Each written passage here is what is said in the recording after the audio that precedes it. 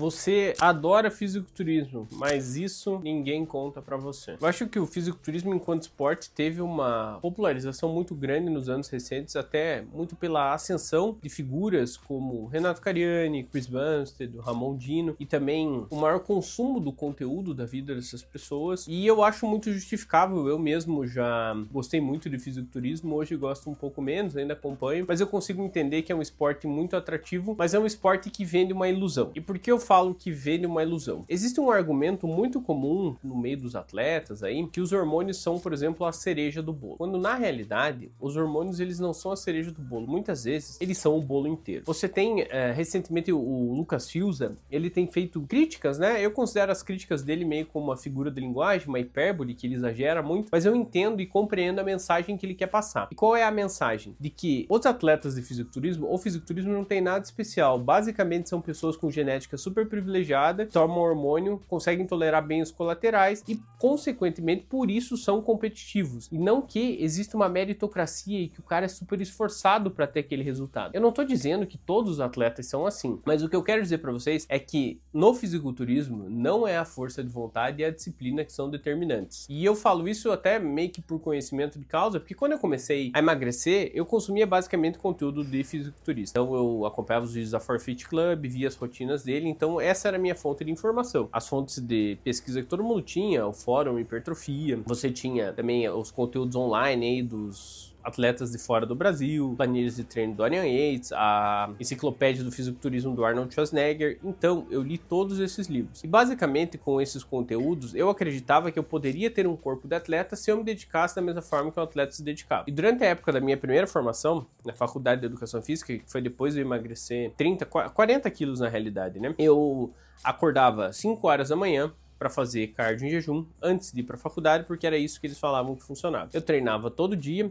copiava os treinos das rotinas que eu via no YouTube ou os conteúdos que tinham disponíveis no site, e eu acreditava que fazendo isso eu teria o corpo, por exemplo, do Felipe Franco. Só que na época as pessoas não falavam abertamente sobre o uso do hormônio. Então eu não tinha a menor noção. E na época, gente, de verdade, eu não tinha a menor noção sobre isso. Porque como o conteúdo que eu consumia ele era mainstream, né, era underground, eu acreditava que se eu me esforçasse eu teria o mesmo resultado que esses caras. Só conforme o tempo foi passando, eu percebi que eu me esforçava muito e que meu resultado não era proporcional ao esforço que eu estava empregando. E eu não conseguia entender o porquê. Mesmo que eu tenha melhorado muito a minha composição corporal, tenha emagrecido e foi o que me motivou a estudar futuramente. Mas o que eu entendi é que aquilo ali é uma ilusão. Por quê? Porque ao longo desse meu processo, inclusive como treinador, conhecendo pessoas, eu tive contato com pessoas que não precisavam se esforçar tanto e conseguiam ter um físico muito acima da média. Também convivi com pessoas que a partir do momento que começaram a tomar hormônio, conseguiam errar muito mais na dieta sem prejudicar a composição corporal, enquanto, por exemplo, outras pessoas precisavam de treino, dieta, cardio, regradinho para ter um shape mediano. Então, o que eu entendi é que essa ideia do fisiculturista disciplinado, o cara que vive na caverna, o cara que não erra, e que se você copiar essa mentalidade, você vai ter um corpo parecido, vai ter resultados incríveis, ela não é verdadeira. E aí, para mim, entra alguns aspectos muito importantes, é que muitas vezes essa mentalidade, ela pode mais te prejudicar do que ajudar. Eu, durante muito tempo, eu fui uma pessoa que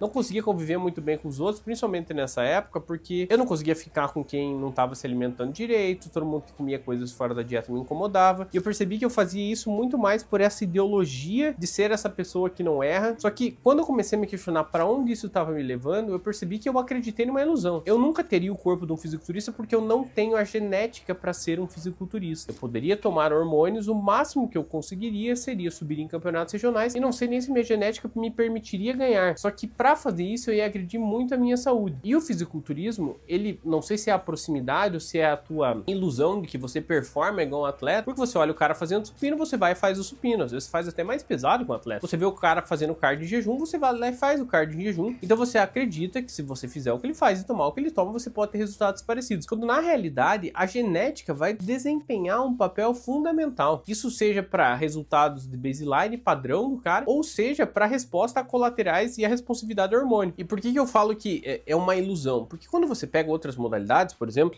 você vê o Hugo Calderano jogando tênis de mesa, você vê o Neymar jogando futebol, você vê o Messi jogando futebol, você vê o LeBron James jogando basquete. Com basquete, por exemplo, fica bem explícito, né? Se você não tiver a estatura necessária, você não vai ser um bom jogador de basquete. Mas quando você vê, por exemplo, o Messi jogando futebol, por mais que você já tenha jogado futebol na sua vida, você entende que não adianta você treinar todo dia, você não vai ter o mesmo nível de performance do Messi. Se você comprar uma mesa de tênis de mesa e uma raquete e jogar todo dia, você não vai ter o mesmo nível de performance do Calderano. Por quê? Porque além do treinamento, existe uma predisposição daquela pessoa a responder muito bem aqueles estímulos. Só que no fisiculturismo parece que existe a falsa impressão de que você vai conseguir chegar lá se você se esforçar o suficiente, quando na verdade você percebe que não. E o porquê o fisiculturismo é mais perigoso nesse aspecto? Porque muitas vezes esse esforço e essa tentativa vem acompanhado do uso de substâncias que provocam efeitos nocivos à saúde. Você teve uma pesquisa bem recente que saiu e mostrou que atletas de fisiculturismo profissional, é o estudo que comparou atletas amadores e profissionais. Se eu não me engano, eles têm 5 vezes mais chance de morrer por morte súbita do que um atleta não profissional. Ou seja, existe uma relação dose dependente do uso de hormônios e o nível que o cara tá ali pro risco dele ter morte súbita. E esses valores, eles são mais altos do que na população em geral. Então você percebe que às vezes na busca dessa ilusão de ter o corpo do atleta, você vai perceber que você tá agredindo a tua saúde. E é por isso que eu acho que quando você soma tudo isso, você acaba entendendo que talvez a melhor estratégia seja, você pode admirar a modalidade, mas você tem que entender que se você não tem genética para isso, você não tem por que agredir a tua saúde buscando um objetivo ilusório. Assim, pessoal, eu sei que às vezes é difícil para as pessoas ouvirem isso, mas você não é o Ramondino. O Ramondino, mesmo sem recurso, tinha um shape melhor que a imensa maioria das pessoas vai ter durante a vida toda delas. Lá no Acre, antes dele produzir conteúdo, ele já era melhor que a imensa maioria das pessoas. O Chris Bumstead, você vai voltar lá no Instagram dele, tem vídeo de 12 anos atrás, eu acho, do cara agachando com 100 e poucos quilos. Então você percebe que essas pessoas, elas são muito privilegiadas em termos genéticos. Por mais que o lifestyle faça parte da profissão deles, você copiar esse lifestyle não vai te tornar um atleta. Por mais que você ache que você tá treinando bem, que você tenha mentalidade, isso por si só, essa mentalidade old school, não vai te levar a lugar nenhum. E eu falo isso porque se você é entusiasta do esporte, eu não tô dizendo que você não pode ser um atleta de fisiculturismo, mas pô, se você quer experimentar um negócio, se é pelo lifestyle mesmo, treina natural. Treina aí durante 10, 15 anos e vê se você tem genética e consistência para isso. Aí você vai conseguir observar se você de fato pode ter um futuro. A maioria das pessoas nesse tempo vai ver que não. Às vezes o que você vai gostar mesmo é ele puxar ferro, se alimentar de forma saudável. Cara, tá tudo bem, você não precisa ser um atleta de fisiculturismo. Assim como você pode assistir futebol e você não precisa querer ser o Messi. Você pode viver, entre aspas, esse lifestyle sem tentar agredir a tua saúde ou sem querer algo que tá muito longe das tuas próprias capacidades de alcançar. Isso é a realidade. Eu acho que quanto antes as pessoas entenderem, menos pessoas vão ter riscos de comportamentos impulsivos que podem prejudicar a saúde. Eu passei muito perto de tomar hormônio, o que fez eu não tomar foi ter estudado justamente. E como eu tenho, acho que hoje, essa possibilidade de influenciar vocês, eu gostaria que vocês refletissem e entendessem se de fato é algo que vocês precisam e devem fazer e se vale a pena fazer isso. Bom, pessoal, eu sei que é um vídeo mais reflexivo, né? Mas eu acho que é importante a gente debater isso.